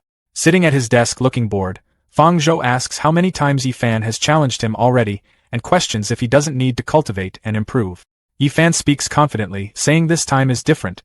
Yi Fan proudly points to an embarrassed Bai Xiaochan, declaring that over the past few days, with Bai Xiaochan's help, his strength has advanced by leaps and bounds and he can definitely defeat him. Bai Xiaochan clarifies that it was Yi Fan who begged her on his knees in public, and she only agreed to avoid misunderstandings. Fang Zhou looks over at Bai Xiaochan with interest, asking about her helping to improve strength. Bai Xiaochan explains her new skill with a smile, stating that when she was sleeping a few days ago, she comprehended a super useful support skill called Lullaby, which can speed up spirit power recovery speed and at the same time enhance the effects of meditation or training.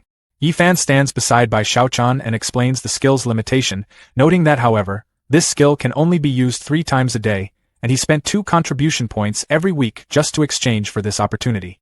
Yi Fan leans aggressively over Fang Zhou's desk, while Fang Zhou thinks to himself, wondering if this guy wants to spend his entire life paying off debt. Yi Fan urges him on, stating that this time he has the confidence to defeat him. Fang Zhou looks down thoughtfully, thinking that regarding improving the effects of meditation and training, he wonders if it also has an effect on the skeleton Fang Zhou. Fang Zhou suddenly grabs Bai Xiaochan's shoulder, completely ignoring a shocked Yi Fan, and asks Xiaochan if she can sell her remaining usage of Lullaby to him. Bai Xiaochan hesitantly replies that it is not impossible, while Yi Fan yells at Fang Zhou not to ignore him. Fang Zhou raises his hand, casting Summon Skeleton. Standing surrounded by the summoned skeletons, Yi Fan hears Fang Zhou tell him to play with these skeletons first and to remember to transfer the contribution points to him after he finishes. Yi Fan curses him, asking how he dares look down on him like this. Fang Zhou turns to Bai Xiaochan and politely asks her to use Lullaby on him. She agrees.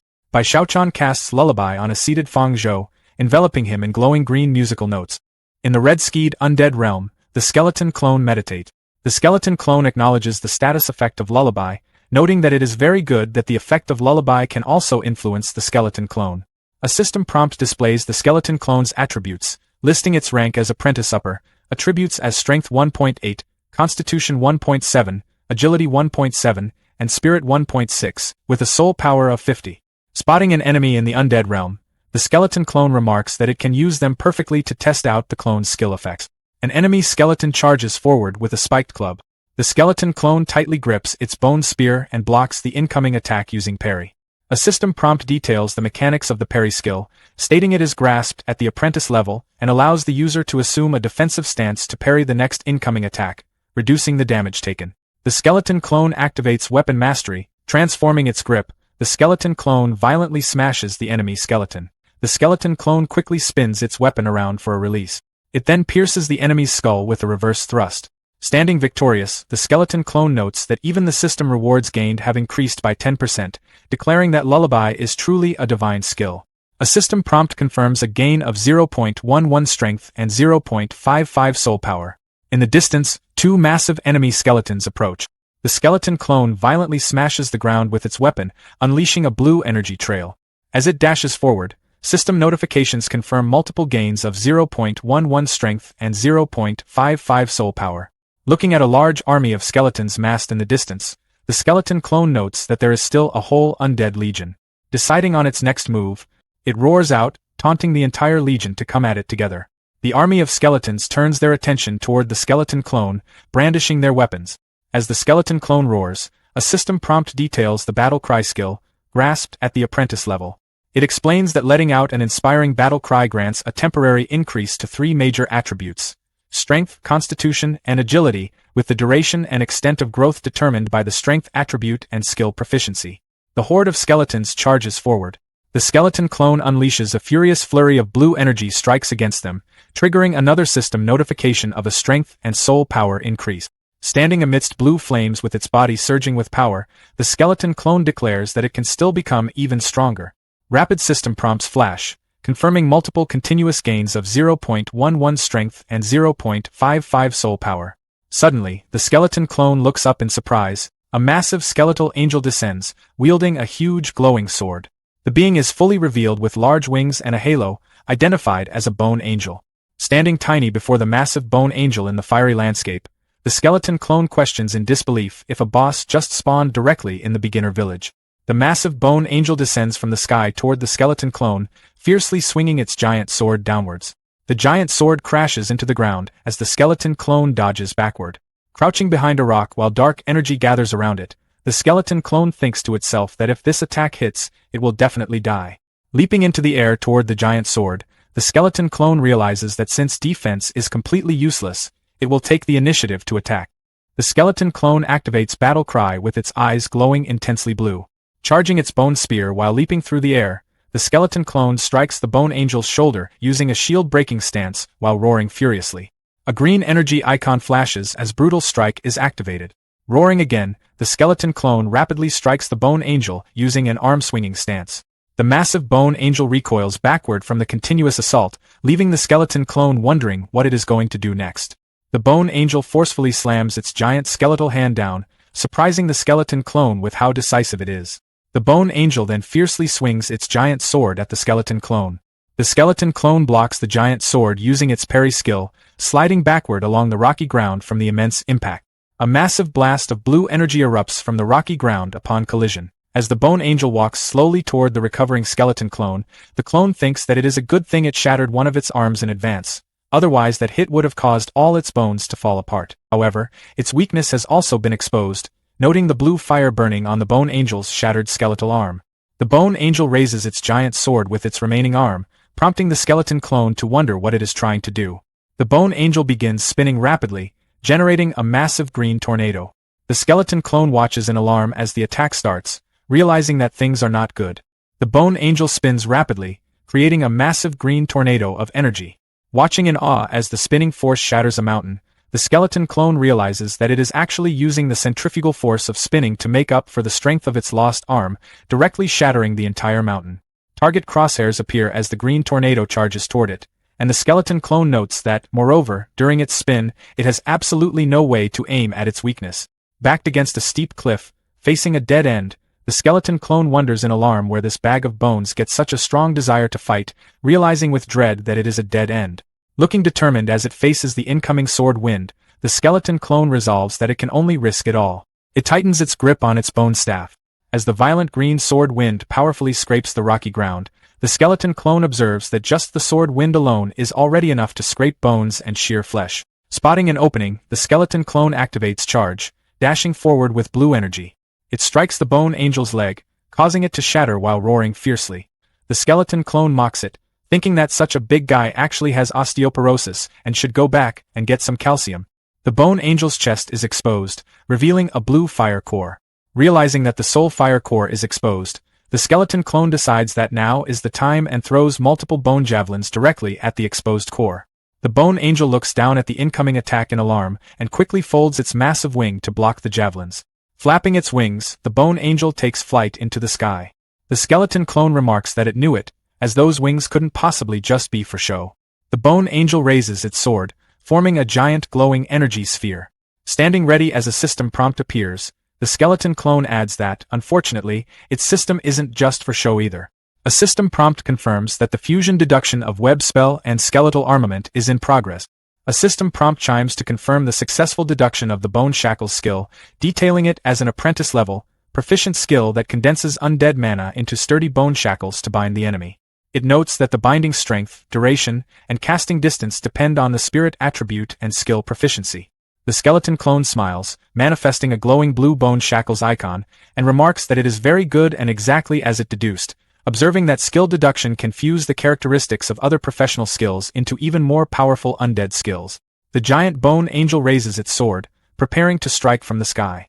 Pointing 2 fingers forward to activate the spell, the skeleton clone taunts the creature about liking to fly.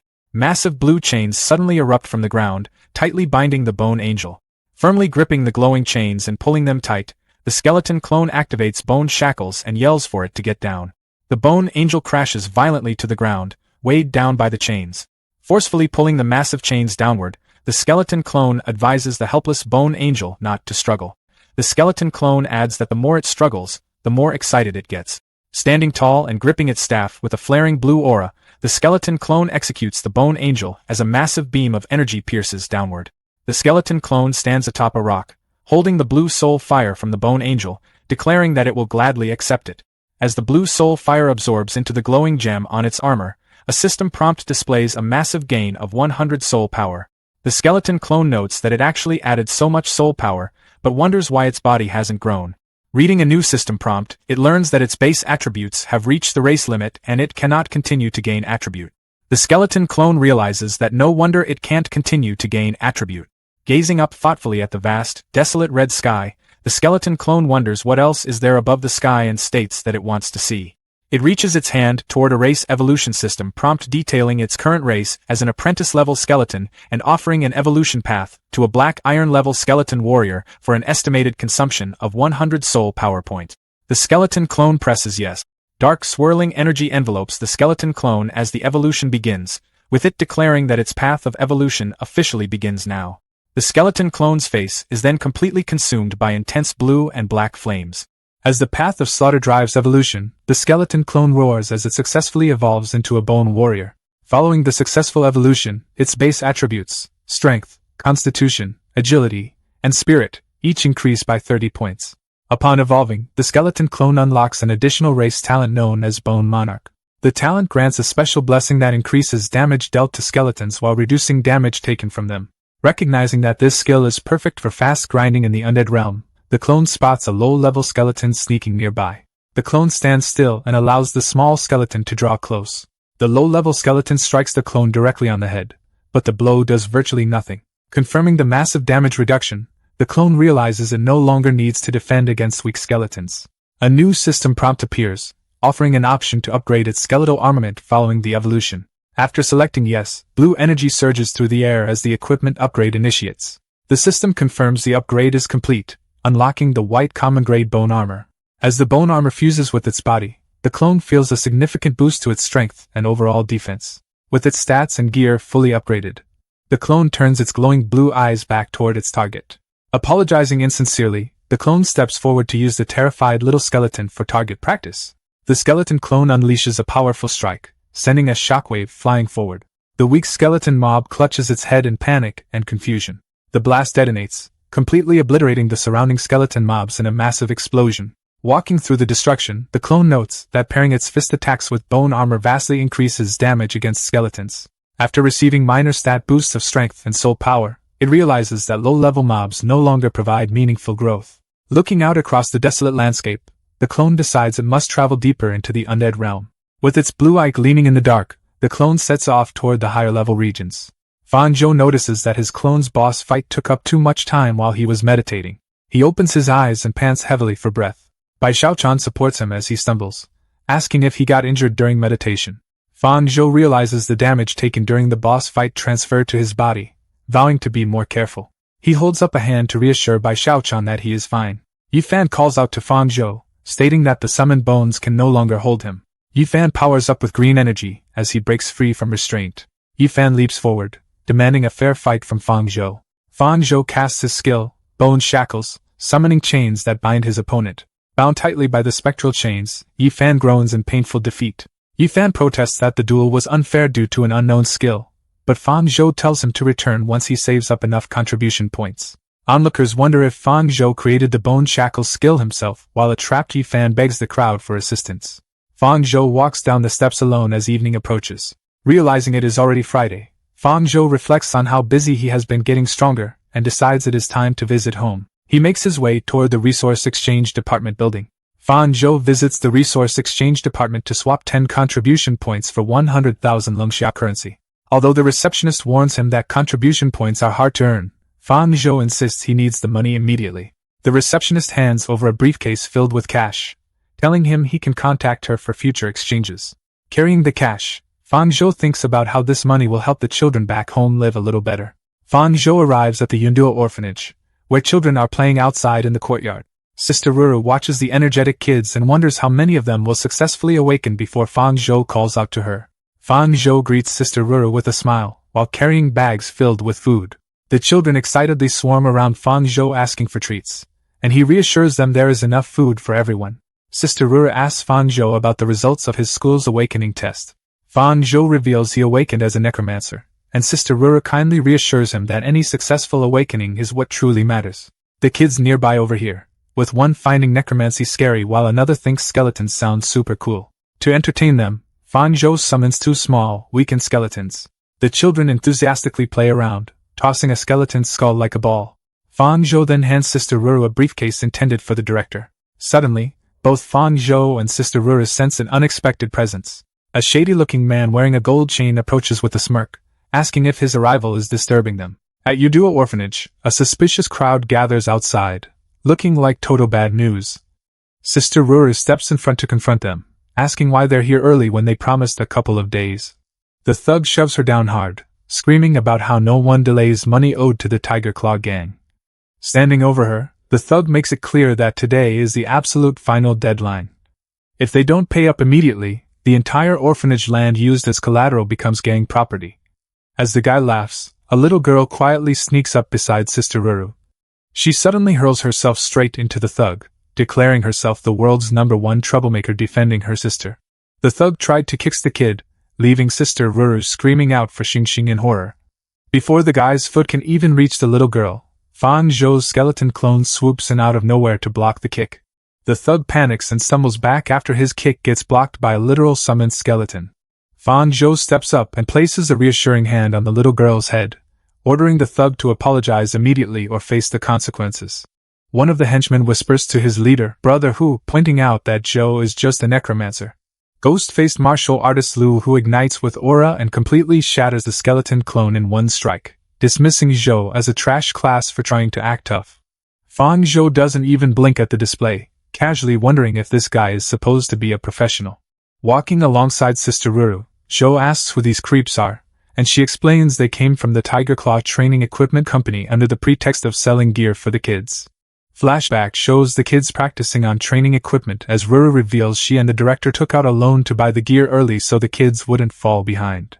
She explains that the company's entire business model was just a front for an illegal loan shark scam. Ruru anxiously bites her lip as compound interest makes the debt impossible to pay, causing Fang Zhou to snap at her for keeping such a massive problem a secret. The lead loan shark points aggressively at Zhou, warning him to stay out of adult business since a broke kid definitely doesn't have a casual 100,000 Longxia currency lying around. Zhou cuts him off mid-lecture by chucking a loaded briefcase straight at his face, yelling catch as the thug frantically grabs it midair. Zhou steps up to hand over the 100 grand and tells the thugs to scram, leaving Rura completely baffled at where he secured that much cash.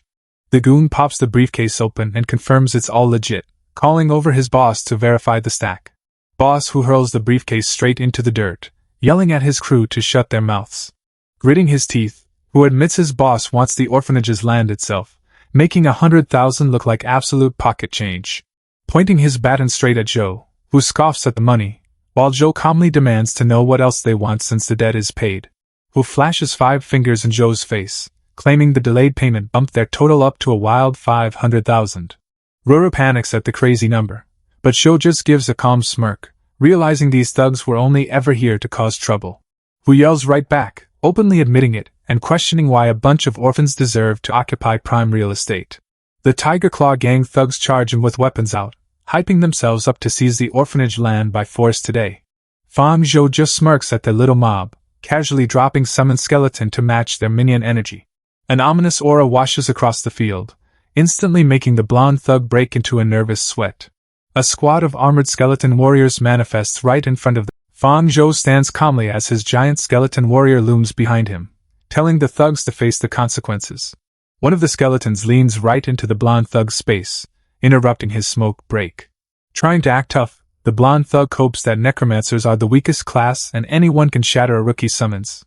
The mob storms into the orphanage grounds, hurling insults and telling the kids to get out of their way. A terrified little girl curls up on the ground, crying out for help. Fang Zhou officially loses his patience, flinging out dark aura and ordering his summons to scatter. The thugs laugh in delusion, rushing headfirst into the skeleton squad thinking it's an easy win.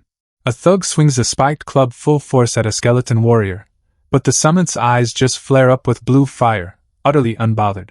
The skeleton warrior cleaves forward with its massive blade, sending a thug flying through the air like a complete ragdoll.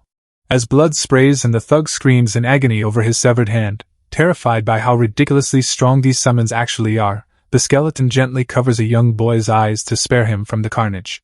Watching from the side, the mace-wielding thug can't comprehend how a simple student summons such absurdly strong skeletons. Assuming a squishy necromancer is useless in melee, he leaps in with a full-force bone-shattering strike. Sister Rura frantically yells for Fang Zhou to dodge, but he doesn't even bother moving. The strike lands with a massive explosion, completely stopped by Fang Zhou's translucent bone shield. The thug panics in utter disbelief, realizing his ultimate move didn't even leave a scratch. Without missing a beat, Fang Zhou raises his hand and casts bone shackles, binding the guy midair in spectral green chains. With a swift tug, he yanks the chains down, violently slamming the thug face first into the pavement. Coughing up blood while pinned to the floor, the thug learns the hard way that this student is built different. Bound tight in glowing bone shackles, the guy thrashes on the ground while screaming at Fang Zhou that he's gonna kill him. Before he can even finish his rant, 2 massive skeleton clones manifest behind him and lock giant saw blades right around his neck. Towering over his pinned target with glowing blue eyes and dark aura radiating off him, Fang Zhou drops a cold ultimatum: kneel and apologize, or straight up die. Sweating profusely beneath the suffocating pressure, Lu Hu stammers helplessly, all his arrogant bravado vanishing in an instant.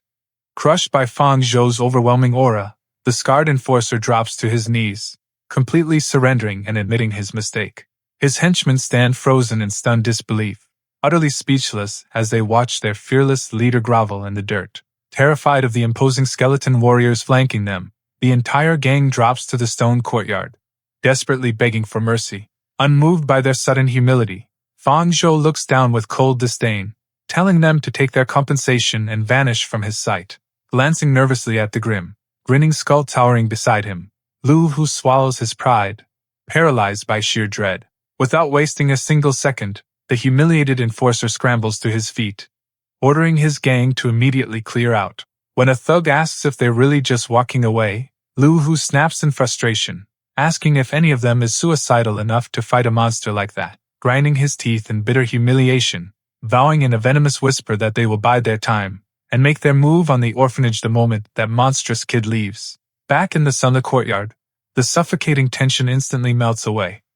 Sister Rura looks at Fang Zhou with wide, astonished eyes, asking how on earth he became so overwhelmingly powerful, though Fang Zhou merely scratches his head with a modest smile, chuckling that his awakened profession must simply be a bit stronger than most. Within moments, the young orphans rush forward in pure adoration, cheering and shouting with bright, beaming smiles as they shower their savior with praise. Gently patting a little girl's head, Fang Zhou warmly encourages them to train hard in the future, promising that one day, each and every one of them can grow up to be just as strong. Turning towards Sister Ruru, Fang Zhou gently asks her to take him to see Grandma Yun, to which she warmly agrees with a soft nod. As they stroll along the stone path through the courtyard, Fang Zhou asks if something is wrong with Grandma Yun's health. Learning that her old age has brought lingering ailments, Sister Ruru softly explains that Grandma Yun overworked herself to the bone raising them all when she was young, leaving behind deep-seated illnesses that won't easily heal. Under the bright, tranquil sky, she reassures him that seeing how successful he has become will surely bring immense joy to Grandma Yun's heart. Stepping inside the quiet room, Grandma Yun looks up from her book in pleasant surprise, while Fang Zhou warmly explains that things have been going smoothly for him at Haiqing High School. Setting down a bag full of supplies, Fang Zhou tells her he came to see everyone during his break, though Grandma gently wonders why he brought so many things. Sister Rura proudly chimes in, revealing that Fang Zhou has grown into a dependable young man and even cleared their debt for the training equipment, leaving Grandma Yun completely stunned. Worry washes over Grandma Yun's face as she frantically asks if he took out a dangerous loan, but Fang Zhou offers a calm, reassuring smile, promising her that he earned every single coin with his own two hands. Fang Zhou smooths over her worries with an easy half-truth, explaining that a remarkably generous classmate at the academy pays him handsomely just to serve as a sparring partner. A sudden, harsh fit of coughing racks Grandma's frail frame, yet even through the pain, a proud warmth fills her heart, knowing that her boy has truly become a professional with a radiant future ahead. Quickly stepping to her side to steady her, Fang Zhou asks with deep concern if she is all right, only for the old woman to gently wave him off, insisting it is just a lingering ailment that a little rest will cure. Fixing him with a stern yet deeply affectionate gaze, she tells him not to waste his energy fretting over her, urging him to keep his focus entirely on the critical midterm exams ahead. Curious, Fang Zhou asks how she knew about his upcoming midterm, prompting Grandma to chuckle warmly, reminding him that Sister Wenra had walked this exact same path just a few years before. Thinking back, he recalls that Wenra was a few years ahead of him, having long since graduated to fight on the brutal frontline battlefields. Grandma gently urges him to rest well before the exam, expressing complete faith that his results will surpass even Wenru's, a promise Fang Zhou quietly takes to heart. Stepping out into a hallway, he softly pulls the bedroom door shut behind him to let the old woman rest. Approaching Sister Ruru, Fang Zhou pulls out his communicator and transfers 20 contribution points, leaving her flustered and waving her hands in protest at such an immense gift. Placing a reassuring hand on her arm, he explains that since he cannot visit often, this is his only way to support everyone, leaving her touched and gently nodding in acceptance. Leading him down the hall, she mentions that Wenra's old room is currently unoccupied, offering it to him so he can settle in comfortably. She warmly asks if there is anything special he would like to eat, but Fang Zhou politely declines, reassuring her that he is more than capable of looking after himself. Fang Zhou stands in the quiet room, his gaze resting silently upon a framed photograph sitting on the desk. Picking up the picture of Sister Wenru, he softly reflects on her absence, wondering how she is holding up on the perilous front lines. Pushing the distant worries aside, he sits cross-legged upon the bed as a dark teal aura begins to flare around him, determined to ace the midterm exam and grow strong enough to protect Grandma Yun and the orphanage. With resolved focus glowing in his eyes, he issues the command to the system, plunging his consciousness directly into the undead realm. Under a blood-drenched sky and a sickly crimson moon, Fang Zhou's skeleton clone wanders deeper into the barren expanse, surrounded by the colossal, petrified ribcages of ancient beasts. With the weak mobs on the wasteland's outskirts no longer offering enough experience to level up, his glowing blue gaze turns toward the uncharted depths. Venturing further into the foreboding darkness, he casually crushes bone beneath his gauntlet, wondering what kind of formidable horrors might be lurking within. Emerging from the gloom, two armored undead stepped into view, a swordsman and an archer. Fang Zhou glances them over, noting their slightly better gear, though their presence feels just as ordinary as before. Without a moment's hesitation, the undead swordsman lunges forward, blade raised high while the archer takes aim from the rear. With a sharp metallic ring, Fang Zhou effortlessly raises his defense, cleanly halting the savage overhead slash right in its tracks. Staring down his attacker with a smug, glowing gaze, he silently mocks the foe, realizing the monsters deep within the wasteland aren't nearly as threatening as he had anticipated. Suddenly, a whistling arrow tears through the air, aimed directly for his skull. Deflecting the sudden shot, Fang Zhou realizes these wasteland fiends are far more cunning than before, already coordinating their strikes to pin him down. Refusing to let himself be whittled down from afar, he locks his glowing gaze onto the archer, immediately unleashing charge to bridge the distance in a single, explosive burst. Fang Zhou's strike hits only empty air, leaving him stunned as the skeletal warrior dissolves into a mere afterimage. Looking across the field, he realizes these fiends haven't just grown smarter. They're actively coordinating and casting combat skills. The shielded skeleton suddenly charges in, slamming its glowing green barrier straight into him with violent force. Reacting in a flash, Fang Zhou counters with afterimage strike, effortlessly cleaving straight through the armored monster. Gaining a quick boost of plus 0.3 constitution and plus 0.3 soul power, he immediately spots another volley of arrows whistling his way. Raising his defenses, he effortlessly parries the incoming barrage as the arrows shatter against his guard. Locking onto the distant sniper, Fang Zhou reels back and unleashes a lethal bone javelin. The projectile streaks across the battlefield, obliterating the skeletal archer on impact. With a brittle crunch, the fallen archer disintegrates into ash, releasing a luminous wisp of azure soul fire that drifts across the gloomy battlefield. Absorbing the essence directly into his skeletal frame, a system prompt flashes, boosting his agility and soul power by 0.3. Letting out an exhausted sigh, Fang Zhou mutters to himself, realizing the treacherous depths of the undead wasteland are far more lethal than he ever anticipated. 1 week later in the undead wasteland, massive magic circles light up the sky above a giant skull fortress as dark energy swirls across the desolate field. A hooded lich raises its staff into the air, channeling an insane surge of green magical energy. The lich unleashes a non-stop barrage of deadly energy blasts, but Fang Zhou's skeleton clone charges right through the explosions, completely unfazed. The skeleton clone zips across the battlefield, closing in on the lich in an instant. Triggering afterimage strike, its eye sockets ignite with dark blue soul fire. It shatters the green barrier into pieces, snagging a neat plus 0.3 boost to both constitution and soul power. Without breaking momentum, it immediately locks eyes on its next target. The enemy attempts to hold the line by casting Bone Shield. The clone doesn't even hesitate, instantly flinging out magical bindings. Heavy green chains lock the opponent down with bone shackles, trapping them dead in their tracks. Winding back a massive skull mace, the clone swings down for a fatal slam while telling them to go to hell. A spear thrust clangs loudly as the skeleton clone blocks it, completely caught off guard to see these mobs actually pulling off organized four-man squad tactics. The enemy skeleton comes charging in like a freight train, letting out a wild roar. It slams its heavy shield relentlessly into the clone's defense with a barrage of brutal strikes. Barely blocking the heavy blade, the clone realizes the sheer force behind these hits is way too overwhelming to head-on clash. To make matters worse, the rest of the undead squad break completely free from their restraints and surge forward together.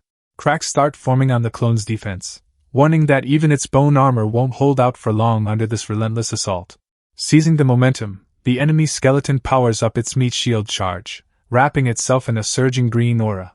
It plows forward like a runaway battering ram, completely tearing through the area. Realizing playing defense won't cut it anymore, the clone grips its glowing skull spear, needing an even stronger skill to shatter their front line. Seeing an opening, the skeleton clone commands the system to max out his bone javelin, spending 10 points of soul power to refine the skill.